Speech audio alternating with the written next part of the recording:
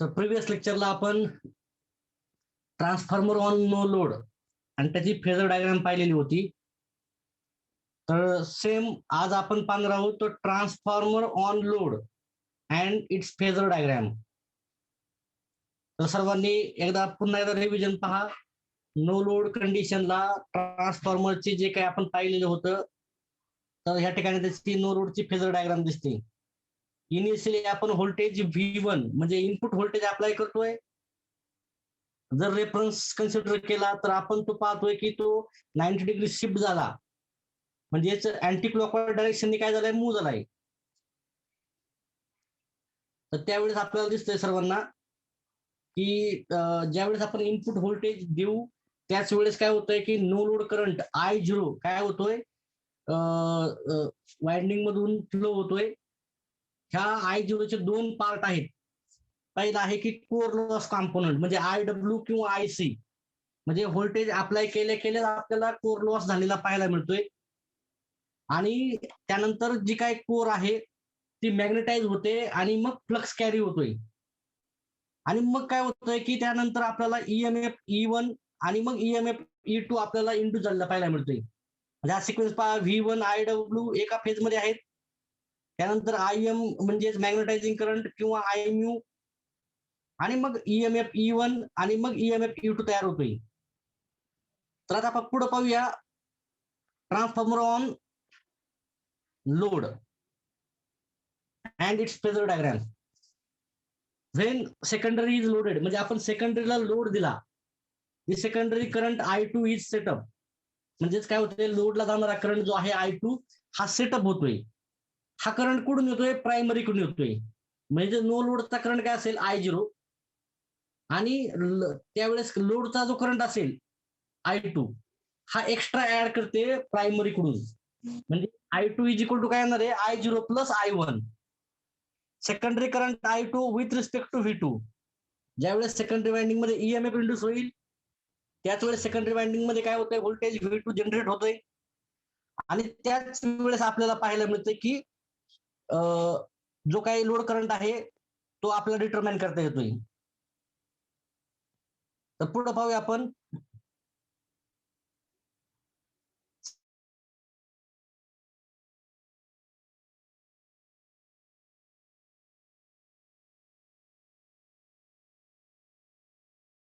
लोडचे type, resistive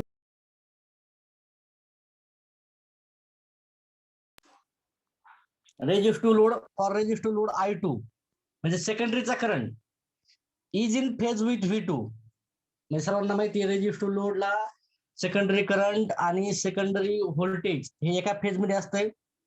for inductive load I2 is lags behind by V2. म्हणजे secondary current हा लॅग्स behind असतोय व्होल्टेजला 90 डिग्रीने. परफेक्टली इंडक्टिव्ह असेल तर 90 डिग्री, कॉम्बिनेशन असेल तर तो अँगल कमी जास्त होऊ शकतो. फॉर कॅपॅसिटिव्ह लोड I2 म्हणजे सेकंडरी करंट हा लीड असतो कशाला, सेकंडरी व्होल्टेजला. आता या ठिकाणी पहा सर्वजण, ट्रान्सफॉर्मर ऑन लोड. तर पहा पहिली फिगर ए, 3 फिगर आहेत या ठिकाणी, फिगर ए, फिगर बी आणि फिगर सी. तर आपण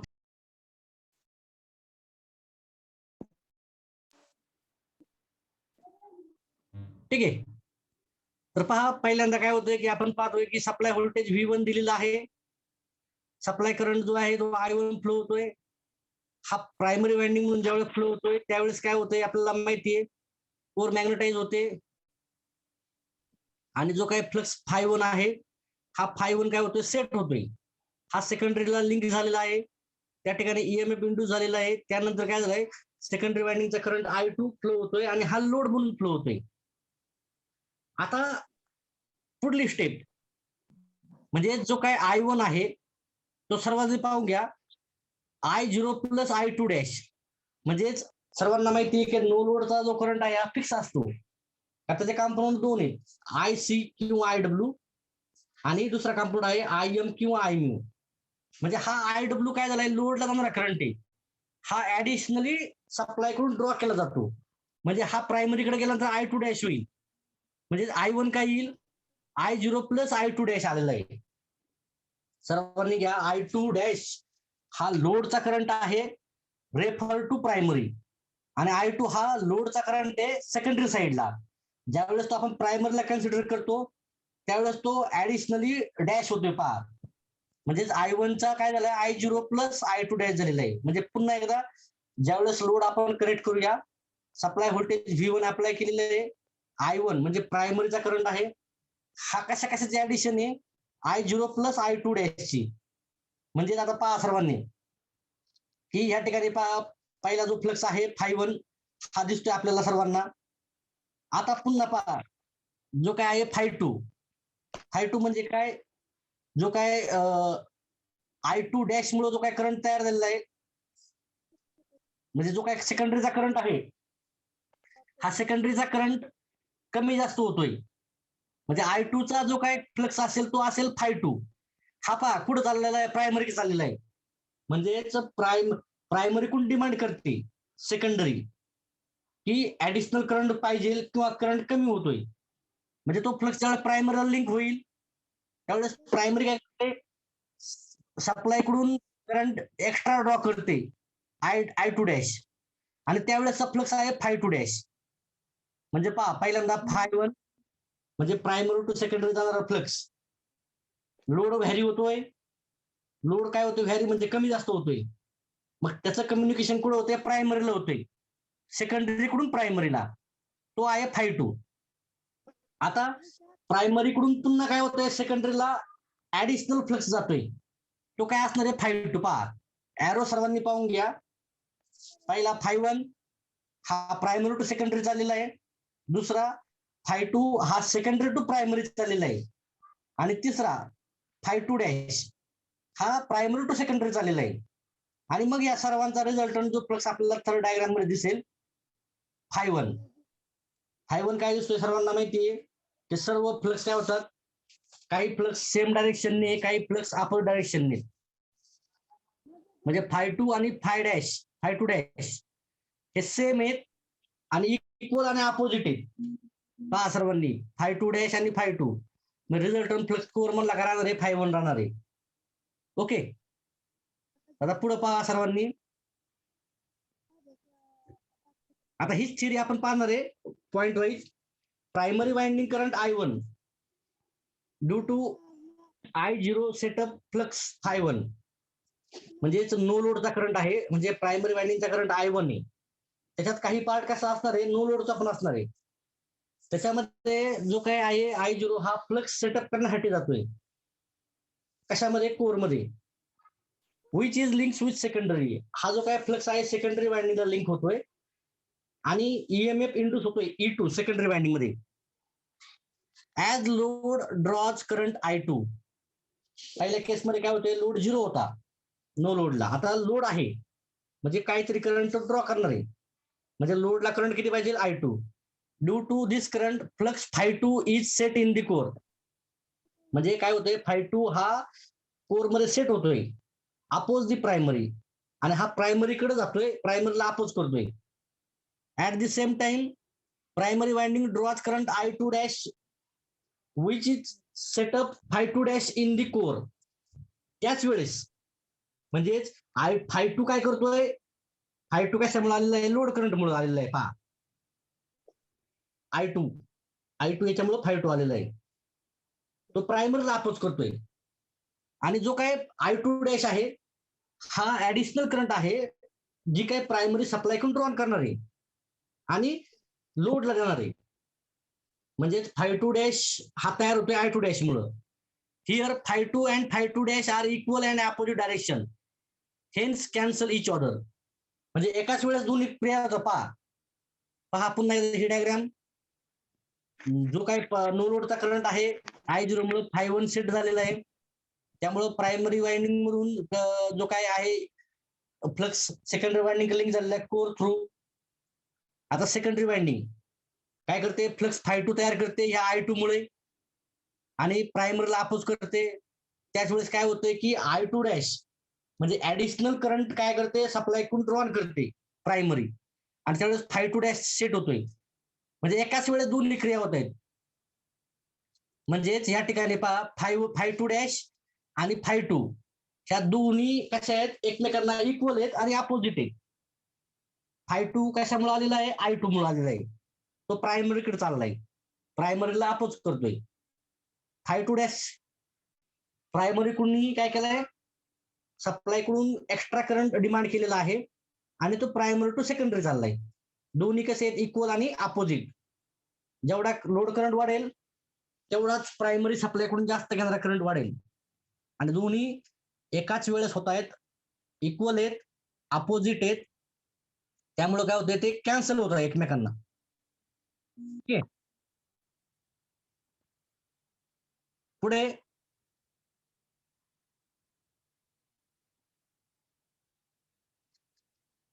net resultant flux in the core remains constant, that is φ1. म्हणजे कोर मधला फ्लक्स किती राहतोय, φ1 राहतोय. पहा हा जो काय core φ1 dash sorry φ2 and φ2 dash cancel झाल्यानंतर परत कोर मध्ये काय राहतोय, φ1 राहतोय. म्हणजे पहा ही डायग्राम परत ए आणि सी डायग्राम तुम्हाला नियर अबाउट सेम दिसेल. हे वर्किंग सर्वांना समजलं पाहिजे.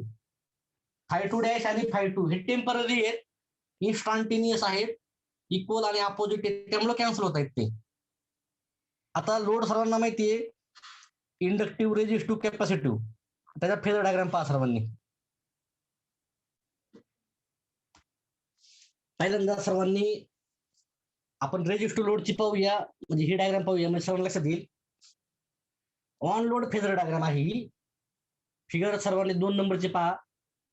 तर ज्यावेळेस आपण सप्लाय व्होल्टेज V1, त्यामुळे सेकंडरीचा करंट I2 डॅश.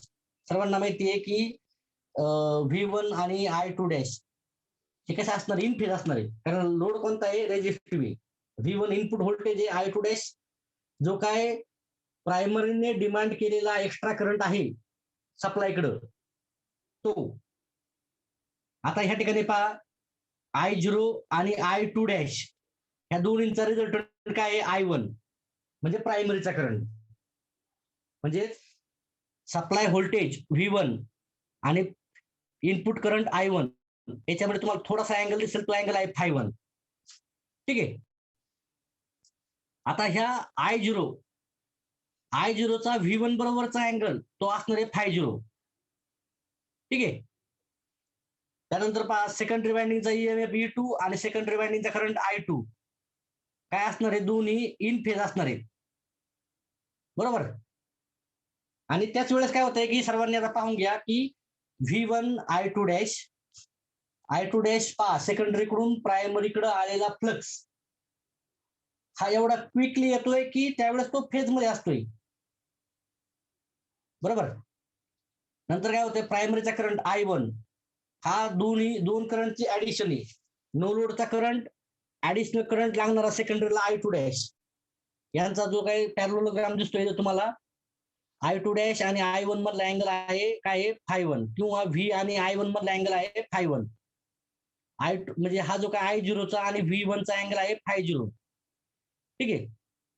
आणि I2 डॅशचा एक्झॅक्ट अपोजिट फेजर आहे I2. पहा सर्वांनी या ठिकाणी I2 हा काय आहे, सेकंडरीचा करंट आहे. आणि I2 डॅश हा ज्यावेळेस तो एक्स्ट्रा करंट आहे, डिमांडेड करंट आहे, तो प्रायमरी कडून आपण घेतोय, त्याचा रिझल्टंट आहे अपोजिट क्वाड्रंट मधला. ठीक आहे. आता आपण पाहूया इंडक्टिव्हला. ही जी डायग्राम आहे पहा, ही सर्व डायग्राम दिसते थोडीशी शिफ्ट झालेली आहे कुठं, फर्स्ट क्वाड्रंट मध्ये. म्हणजे पहा आता V1 या ठिकाणी पहा, आता I2 थोडासा इकडे गेलेला आहे, तो अँगल आहे φ1. I1 दोन्हींचा रिझल्टंट आहे I0 आणि कशाचा, I2 डॅशचा, बरोबर. अँगल पहा V1 आणि I0 मधला अँगल φ0, V1 आणि I2 डॅश मधला अँगल φ1. ओके. आता I2 डॅशचा एक्झॅक्ट अपोजिट आहे पहा I2. इंडक्टिव्ह लोड आहे, सर्वांना माहिती आहे. सेकंडरी वाइंडिंगचा EMF आणि सेकंडरी वाइंडिंगचा करंट याच्यामध्ये थोडासा काय असणार आहे, अँगल असणार आहे, तो अँगल आहे φ2. म्हणजे ही जी काय फेजर डायग्राम आहे ती स्लाइटली अँटी क्लॉकवाईज मूव्ह झालेली, सॉरी क्लॉकवाईज मूव्ह झालेली. कशी झालेली आहे, क्लॉकवाईज. म्हणजे पहा I2 डॅश दुसऱ्या डायग्राम मध्ये फेज मध्ये आता ही कुठं आलेली थोडीशी राईट साईडला शिफ्ट झालेली, त्यामुळे काय झालं I2 डॅश शिफ्ट झालाय, त्यामुळं हा I2 कुठं झालाय शिफ्ट झालाय पहा, थोडासा इकडे शिफ्ट झालेला आहे. आता कॅपॅसिटिव्ह लोडची हीच फेजर डायग्राम आता काय झालेली आहे, अँटी क्लॉकवाईज शिफ्ट झालेली आहे. पहा सर्वांनी, V1 I1 कुठं गेला I1, पहा जो काय I1 आहे तो राईट साईडला होता रेजिस्टर लोडला, आता तो लेफ्ट साईडला गेलेला आहे. आणि मग काय झालेलं आहे पहा सर्वांनी, V1 I1 त्याचा जो अँगल आहे तो ∅1, I0 पहा या ठिकाणी दिसतो तुम्हाला, तो ऍज इट इज राहतोय I0, तो चेंज होत नाही. म्हणजेच I0 आणि I2 डॅश ह्या दोन्हींचा रिझल्टंट काय येणार आहे, प्रायमरी करंट I1 आणि I2 डॅशचा अपोजिट फेजर I2 असणार आहे. म्हणजे ह्या ठिकाणी कॅपॅसिटिव्ह लोड असल्यामुळे जो काही सेकंडरी वायंडिंगचा करंट आहे तो EMF E2 ला, म्हणजे सेकंडरी वायंडिंगचा EMF ला काय असणार आहे, लिडिंगला असणार आहे. पहा मी आधी सांगितलं होतं, प्रत्येक फेजर डायग्राम ही अँटी क्लॉकवाईज रोटेट होत असते. म्हणजे या ठिकाणी पहा I1 लीड V1, इथं I2 लीड E2. आलं लक्षात? तर ह्या आपण 3 वेगवेगळ्या लोडच्या फेजर डायग्राम पाहिलेले आहेत आणि त्याचं आपण जे काय इंट्रोडक्शन आहे ते स्टार्टिंगला पाहिलं होतं.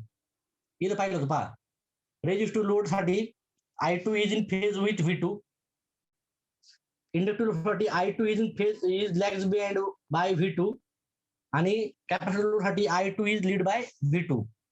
V2 या ठिकाणी कन्सिडर करायचा E2 साठी. पहा इथं कॅपॅसिटिव्ह लोडला I2 लीड आहे E2 ला, इथं काय होते रेजिस्टिव्ह लोडला जो काय I2 आहे तो फेज विथ E2 आहे. या ठिकाणी पहा इंडक्टिव्ह लोडला जो काय I2 आहे तो लॅग्स बिहाइंड म्हणजे पाठीमागे, कशाला, E2 ला. ठीक आहे, पुढे पाहूया आपण आता. लिकेज रिएक्टन्स आहे and its effect. Leakage reactance सर्वांनी कन्सेप्ट समजून घ्या. डायग्राम वरून तुम्हाला आयडिया येईलच. या ठिकाणी परत ट्रान्सफॉर्मर दाखवलेला आहे, त्याच्यामध्ये क्लिअर कट इंडिकेट केलेला लिकेज फ्लक्स. म्हणजे आपण ज्यावेळेस सप्लाय व्होल्टेज V1 अप्लाय करतोय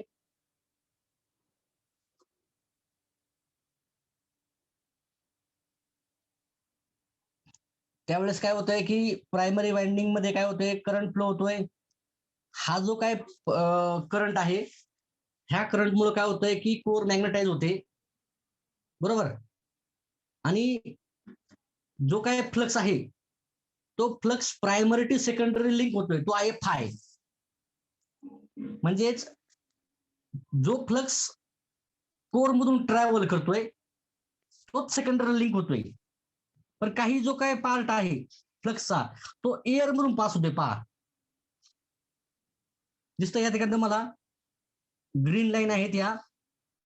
प्रायमरीचा जो काय फ्लक्स आहे तो कोर मध्ये पण आहे आणि आउटसाइड द कोर पण आहे, बरोबर. त्या फ्लक्सला म्हटलेलं leakage flux five suffix L1, म्हणजे हा प्रायमरीचा लिकेज फ्लक्स आहे जो कोर मधून ट्रॅव्हल होत नाही.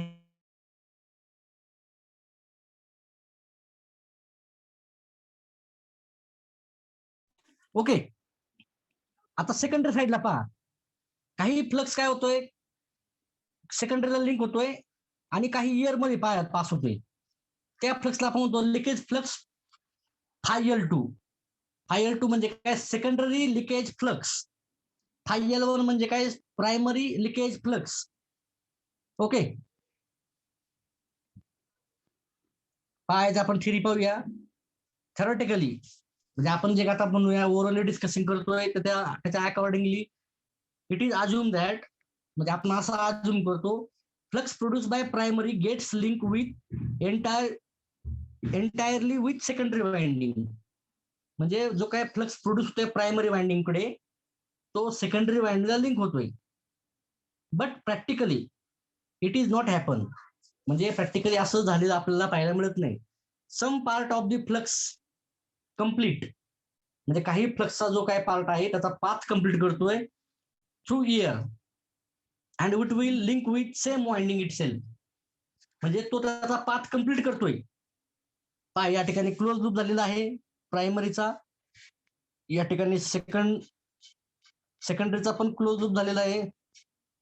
म्हणजे जो काही फ्लक्स जो आहे त्याचा पाथ कम्प्लीट करतोय प्रायमरी टू सेकंडरी कोर मधून, आणि काही फ्लक्स आहे त्याचा पाथ कम्प्लीट करतोय इयर मधून, आणि त्याच वाइंडिंगच्या अराउंड काय होतोय तो लिंक होतोय. म्हणजेच such a flux which complete its path instead of core. म्हणजे तो जो काय फ्लक्स त्याचा पाथ कोरच्या शिवाय पाथ कम्प्लीट करतोय थ्रू मीडियम इयर. आता काही काही ठिकाणी ऑइल पण असेल, काही काही ठिकाणी गॅस पण असेल, त्या फ्लक्सला आपण काय म्हणतो लिकेज फ्लक्स म्हणतो. पहा म्हणजेच कोर मधून जो फ्लक्स फ्लो होतोय तो युजफुल फ्लक्स, आणि जो कोर मधून फ्लो होत नाही तो अराउंड दी वाइंडिंग म्हणजे इयर मधून, ऑइल मधून म्हणजे लिक्विड मधून किंवा गॅसेस मधून काय होतोय फ्लो होतोय, त्याला आपण काय म्हणतो लिकेज फ्लक्स म्हणतोय. Here primary winding and secondary winding leakage fluxes are phi L1 and phi L2.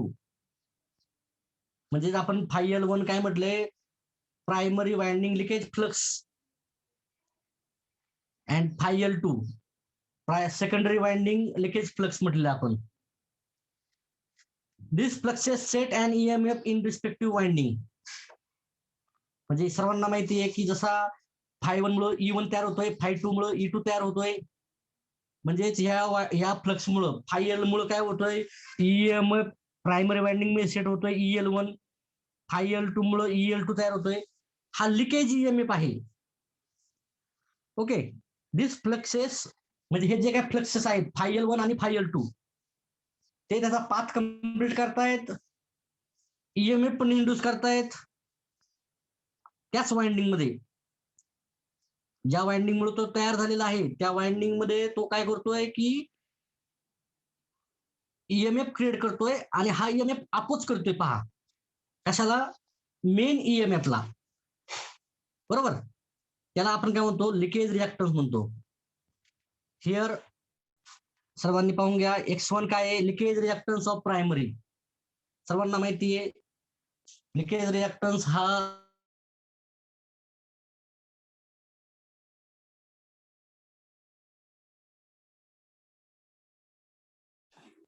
काय असणार, लिकेज EMF हा एक प्रकारचा अपोजिट असणार आहे, आणि हा रेशो असणार आहे EMF आणि करंटचा किंवा व्होल्टेज आणि करंटचा. तर काय येतो EL1 upon I1 प्रायमरीचा. Same X2 काय येईल मग, EL2 अपॉन I2 येईल. X1 and X2 leakage reactance of primary and secondary winding. तर पहा या ठिकाणी फिगर मी आपण दाखवलेले आहे, याला आपण म्हणतो ट्रान्सफॉर्मरचं इक्विव्हॅलंट सर्किट म्हणतो. आता याच्यामध्ये पुन्हा टाईप आहेत, आपण ते नंतर पाहणार आहोत. तर पहा या ठिकाणी V1 हे इनपुट व्होल्टेज आहे, R1 म्हणजे प्रायमरी वाइंडिंगचा रेजिस्टन्स आहे, X1 हा काय आहे प्रायमरी वाइंडिंगचा लिकेज रिएक्टन्स, याच्या अक्रॉसचा जो लिकेज जो काय आहे EMF प्रायमरी वाइंडिंगचा हा असणार आहे EL1. ही जी काय प्रायमरी वाइंडिंग आहे त्याचा नंबर ऑफ टर्न्स N1 असणार आहेत. सेकंडरी वाइंडिंग सर्वांना दिसते या ठिकाणी N2 दिसते, त्याचा number of turns. Secondary winding कॉपरची बनलेली आहे, त्याचा रेजिस्टन्स R2. X2 सेकंडरी वाइंडिंगचा लिकेज रिएक्टन्स, त्याच्या अक्रॉस जो EMF आहे सेकंडरी वाइंडिंगचा लिकेज EMF EL2, आणि मग आपल्याला मिळते सेकंडरी वाइंडिंगचा आउटपुट व्होल्टेज V2. ठीक आहे. प्रायमरी इम्पिडन्स सर्वांनी पाहून घ्या, इम्पिडन्सचा फॉर्म्युला म्हणजे सर्वांना R plus JX in terms of complex number. Z1 is equal to R. R म्हणजे काय R1 प्लस JX1 ओहम. त्यानंतर सेकंडरी वाइंडिंगचा जो काय आहे इम्पिडन्स काय येणार आहे Z2 is equal to R2 plus JX2. म्हणजे हा R2 प्लस JX2 मिळून काय झालाय Z2 झालेला आहे. म्हणजेच या ठिकाणी काय होतोय की करंटला अपोज होतोय, इम्पिडन्स म्हणजे काय, टोटल अपोजिशन, म्हणजे रेजिस्टन्स असेल, रिॲक्टन्स असेल, त्यांचं अपोजिशन. ओके.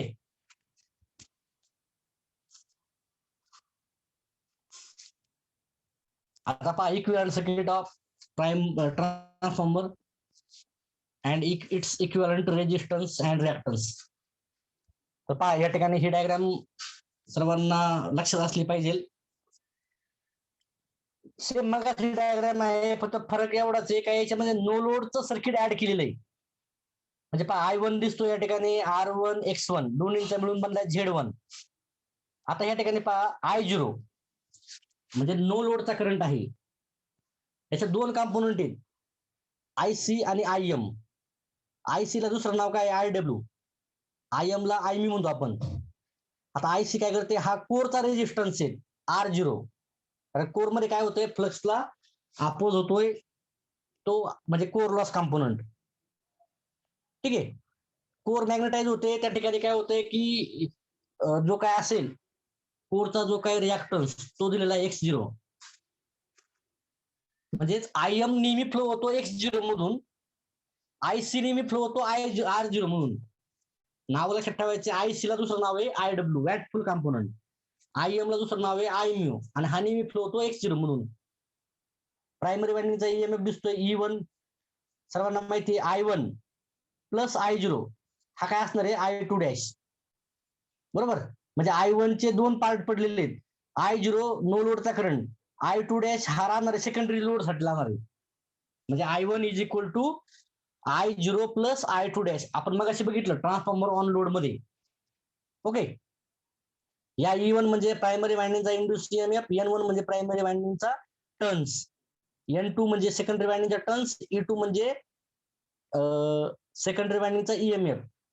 हा सेकंडरी वाइंडिंगचा करंट I2, हा I2 समजा वाढला तर I2 डॅश पण वाढतोय, कारण हा ऍडिशनल करंट ड्रॉ केलेला आहे कशाकडून, प्रायमरीकडून. R2 सेकंडरी वाइंडिंगचा रेजिस्टन्स, X2 सेकंडरी वाइंडिंगचा जो काय असेल लिकेज रिॲक्टन्स, आणि मग लोड दिलेला आहे. बरोबर. याच्यामध्ये तीन पार्ट आहेत, म्हणजे ही जी काही इक्विव्हॅलंट सर्किटचे तीन पार्ट आहेत. पहिला पार्ट आहे नो लोड इक्विव्हॅलंट सर्किट, म्हणजे पहा हा जो पार्ट दिसतो तुम्हाला नो लोडचं इक्विव्हॅलंट सर्किट, हा पहिला पार्ट झाला. त्यानंतर पहा दुसरा part equivalent circuit of primary, म्हणजे पहा एवढा पार्ट, हा इथपर्यंत, आणि त्याच्यामध्ये वाइंडिंग पण येते पहा, खाली हा वाइंडिंग पण येते इथं, एवढा पार्ट. म्हणजे R1 X1 I2 डॅश आणि E1 याच्यामध्ये. आता दुसरा पार्ट आहे secondary equivalent circuit of secondary, म्हणजे याच्यामध्ये पहा एवढा पार्ट येतो हा.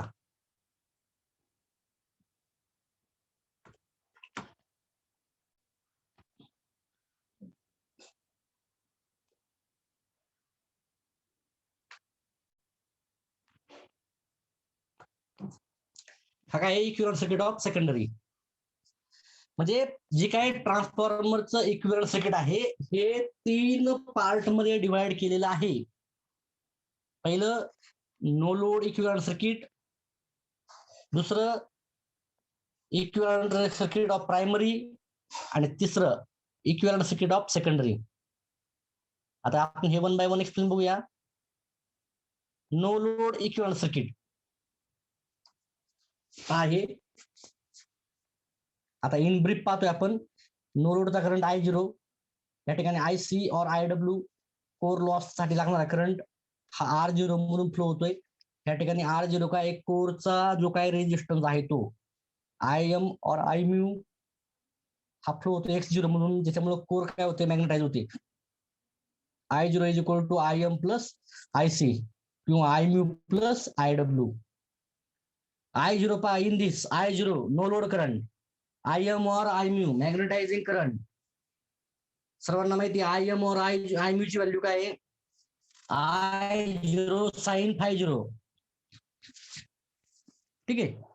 IC और IW ऍक्टिव्ह कॉम्पोनंट और कोर लॉस कॉम्पोनंट आहे हा, आणि त्याची व्हॅल्यू आपल्याला माहिती किती आहे, IC और IW is equal to I0 cos phi 0. ठीक है। R1 का है रेजिस्टेंस ऑफ प्राइमरी, X1 का है reactance of primary winding. In parallel combination R0 and X0 is also called as exciting circuit. म्हणजे हे R0 आणि X0 काय होतंय की एक्साइटिंग सर्किट, ज्याच्यामुळे काय होतंय कोर मध्ये फ्लक्स सेट होण्यास मदत मिळते. ओके, याचा फॉर्म्युले पाहूया आपण खाली. R0 E1 अपॉन IC किंवा E1 upon IW is equal to V1 upon IC और IW. X0 पा E1 अपॉन IM और E1 upon IMU is equal to V1 upon IM और IMU. म्हणजे R0 आणि X0 च्या व्हॅल्यू याच्यावरती पुढे न्यूमरिकल आहेत, लक्षात घ्या.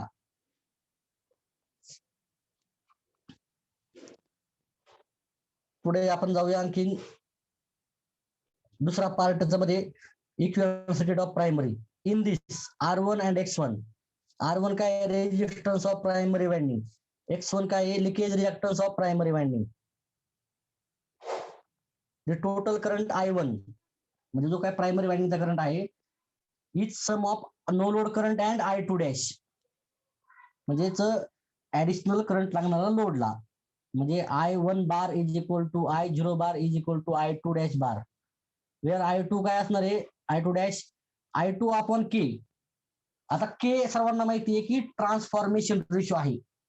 सर्वांनी बघितलं होतं ट्रान्सफॉर्मेशन रेशो काय आहे. E2 upon E1 is equal to V2 upon V1 is equal to N2 upon N1 is equal to I1 upon I2 बघितलं होतं आपण. याच्यापैकी कुठली व्हॅल्यू माहित असेल तर तुम्हाला K ची व्हॅल्यू माहित होते, I2 ची पण आपल्याला समजते. I2 dash is additional primary current flows due to load. म्हणजेच I2 डॅश हा ऍडिशनल करंट आहे, हा प्रायमरी मधून फ्लो होतोय. कशामुळं, सेकंडरी साईडच्या लोडमुळं. Okay, equivalent circuit of secondary तिसरा पार्ट आता. सेम आता R2 X2 आणि I2. R2 का है resistance of secondary winding, X2 का है रिएक्टेंस म्हणजे leakage reactance of secondary winding, I2 secondary वाइंडिंगचा करंट. ठीक आहे. At secondary load is connected, सेकंडरीला लोड कनेक्ट केलेला आहे. The load may be resistive, inductive और कॅपॅसिटिव्ह. आपण बघितलं लोडचे वेगवेगळे टाईप आहेत किंवा कॉम्बिनेशन आहेत. विच मे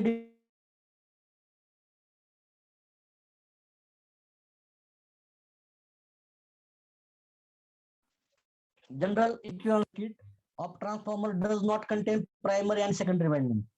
म्हणजे जनरल इक्विव्हॅलेंट सर्किट मध्ये प्रायमरी ट्रान्सफॉर्मरच्या प्रायमरी आणि सेकंडरी वाइंडिंग दाखवलं जात नाही.